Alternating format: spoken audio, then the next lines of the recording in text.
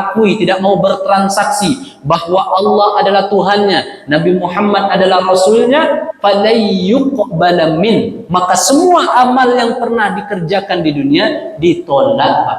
Wa huwa fil akhirati minal khasirin, dan dia termasuk orang yang rugi nanti di hari kiamat. Makanya Bu, alhamdulillah, nikmat paling besar kita Bu adalah mampu kita mengucapkan bernaung di dalam kalimat asyhadatain. Asyhadu an la ilaha illallah wa asyhadu anna Muhammadar Rasulullah. Pegang itu sampai meninggal Pak, maka ini akan bersaksi nanti bahwa kita adalah seorang muslim, seorang yang mengakui Allah dan Rasulnya sebagai penyambung risalah agama ini. Maka Bapak Ibu yang dirahmati Allah, apa pelajaran dari sini Bapak Ibu?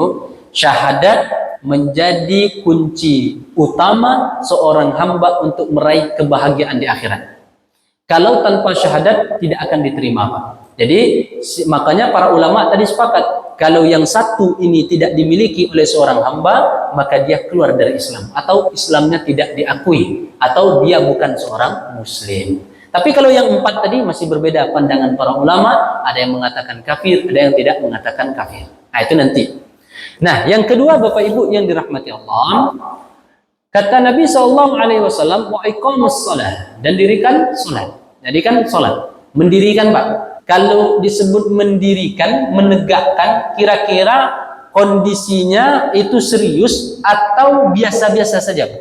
Kalau disebut mendirikan, Bapak kalau Ibu mendirikan rumah, pengennya kuat atau biasa atau mudah rapuh, Pak? Biasanya pasti Bapak Ibu pengen yang kuat, dicarilah besi yang kuat-kuat, dicarilah semen yang banyak, kemudian dicari pasir yang kuat. Nah itu Bu, supaya apa? Supaya bangunan tadi kuat.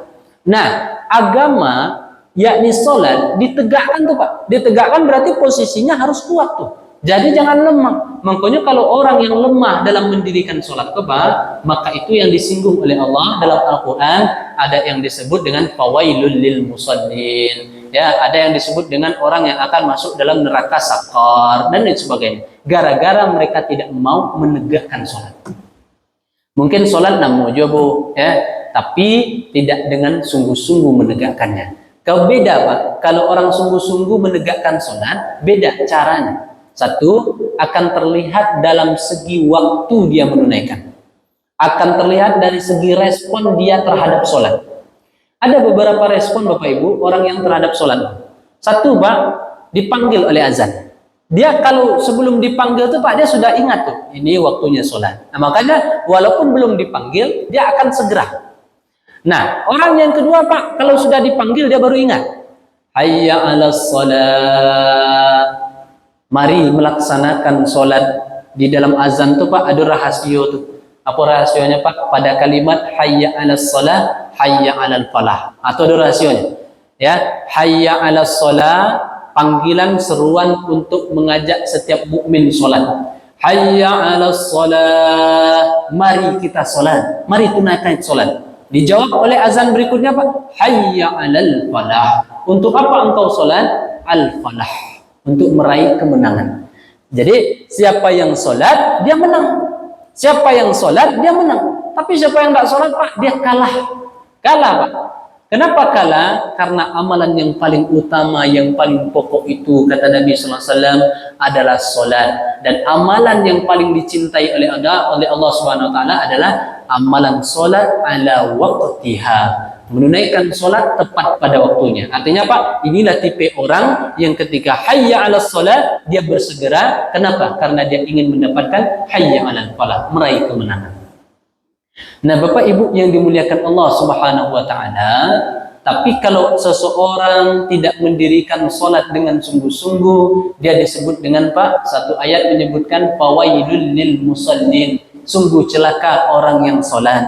Orang sholat Pak celaka, apalagi orang tidak sholat. Kan gitu Bu rumusnya. Ini ada orang sholat celaka, apalagi yang tidak sholat. Yang tidak sholat pasti justru tambah besar kecelakaannya Pak. Sedangkan orang sudah menunaikan sholat saja celaka. Tapi jangan lupa, fawailul lil musallin alladzina hum an sholatihim sahun. Artinya Pak, orang yang memang celaka itu adalah tipe orang yang sholat, tapi dia lalai dalam sholatnya. Lalai dalam sholat. Mungkin Pak lalai ko Pak banyak kategorinya. Di antara kategori lalai ko lalai dalam segi waktu. Itu pasti itu Bu. Makanya Allah lebih senang, lebih cinta kepada hamba yang menunaikan sholat ala waktiha, tepat di atas waktunya. Ketimbang orang yang molor